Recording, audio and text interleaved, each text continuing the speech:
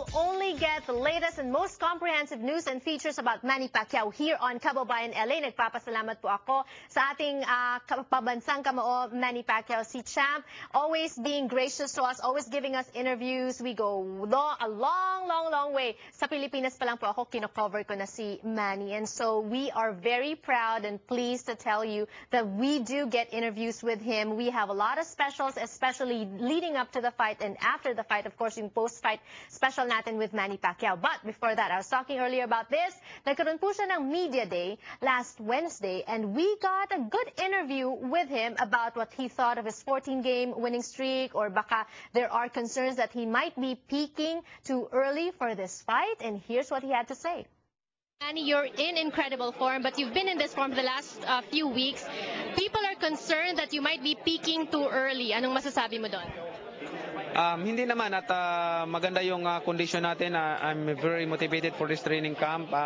Talagang siyempre gusto nating patunayan na mali yung mga akala nila at i-prove na tayo talagang nanalo.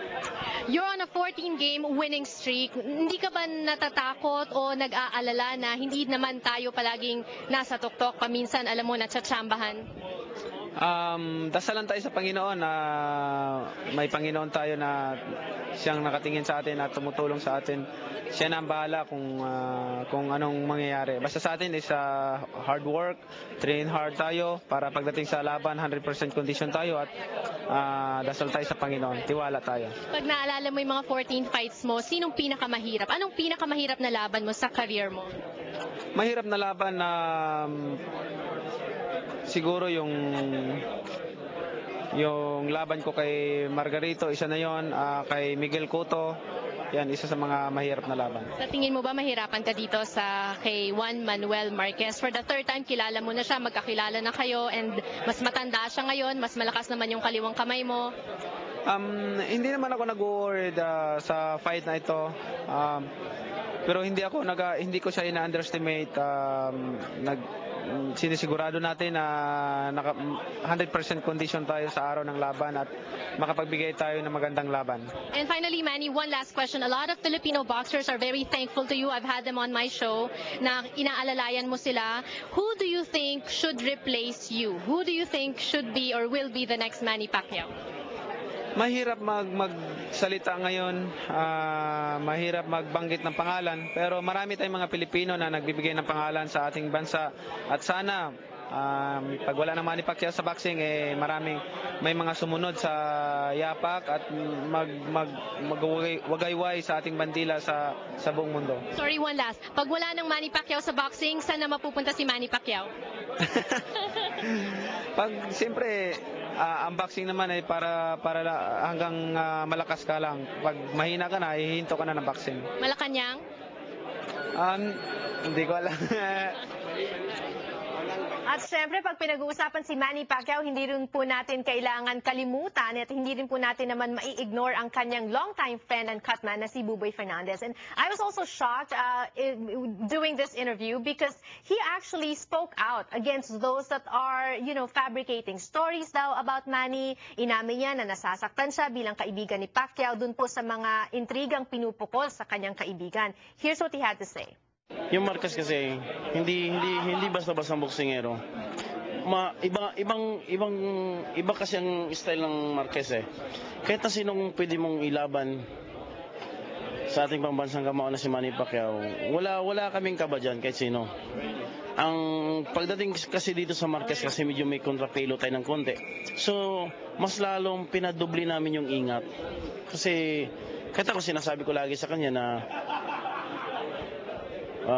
itong Marquez, kahit sabihin natin na naghahabulan ka ng timbang sa taas, sabi ko, medyo may kabagalan ng konti, pero wag nating maliitin.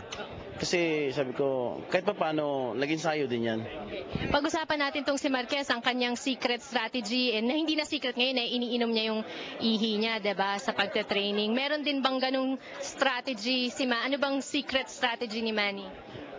Pinakasikreto namin sa lahat, siguro yung pagdasal namin na sana mananatili sa atin pa rin yung swerte. Dahil Itong Marquez talaga, lahat na nalalaman niya sa boxing, talagang gagawin niya kasi last break niya to eh.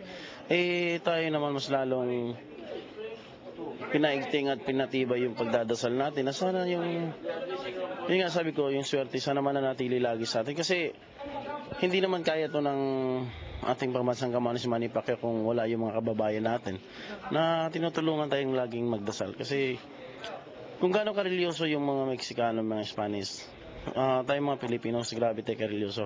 Huwag lang nating i-underestimate kasi mayroong mga ibang kababayan natin na sinasabi na wala na naman daw, gugulpihin na naman daw natin si Marquez. Mahirap magsalita na hindi tapos. Kailangan gawin muna natin yung trabaho bago tayo magsalita kasi mahirap. And you're not just a trainer, long-time friend ka ni Manny. Talagang ang dami nyo ng pinagdaanan. At yung kaibigan mo, yung buhay ng kaibigan mo, open book. Parang palaging napapag-usapan, palaging sinuscrutinize, kinikriticize at pinag-uusapan. Kung meron isang bagay na hindi pa namin alam about Manny, ano yon? Kung alam lang nila itong isa kung sino to si Manny Pacquiao talaga sa totoong pagkatao niya. Ang takot siguro sa Diyos sobra. Yun siguro yun ang pwede ko. Yun nga ang masakit lang dahil umalis tayo sa Pilipinas, ang ganda-ganda ng training natin. Tapos biglang dumating tayo dito sa Amerika. May biglang lumabas na controversial na hindi naman talaga totoo. Yun nga medyo siyempre masaktan din ako kasi nasisira yung training namin, naapektuhan. Kasi nasabi natin hindi napapakita. Pero naapektuhan kasi siyempre unang-unang kukonsultahin ikaw, tatanong niya sa'yo, bakit ganun Brad? Sabi ko, kasama na yan sa libro ng buhay mo. Kasi kung wala yan, hindi tayo sisikat eh. Pero yung sa ganitong sitwasyon kasi sabi ko, ang pinag-uusapan na kasi dito, pamilya na. Mahirap na yon sabi ko. Tsaka sana wag naman personalin kasi madam. Sana naman madam, wag mo naman personalin kasi alam naman po namin kung totoo hindi. Sino madam? Alam mo na yung madam na yun. Si madam. Siyempre masakit din. Masakit din sa akin yun. Kasi kahit na congressman na yan, pero yung respeto ko sa tao na yan, sobra-sobra. At saka si Manny, siguro kahit nakikita natin siya sa ring na nabubugbog, na parang hindi nasasaktan, I'm sure yung emotions niya pagka naiintriga, mas masakit yun sa loob kasi yun Oo nga, di bali pag tulong-tulungan mo yan siya ng kahit 1,000 boksingero sa loob ng ring. Huwag lang yung controversial na ganyan. Tsaka, sana yung mga taong walang magawa sa buhay, gumawa kayo ng sarili nyo para makilala kayo. Ayan, gumawa daw kayo ng sarili nyo para makilala din kayo. At yan naman ang ginagawa ng ilan sa ating mga young kababayans in Carson. They are joining the Filipino-Americans Got Talent competition sa South Bay Pavilion this coming Saturday. That's tomorrow. In line with the month-long celebration of Filipino-American History Month sa Carson City. We're going to be talking about that when we return on the show. Don't go away.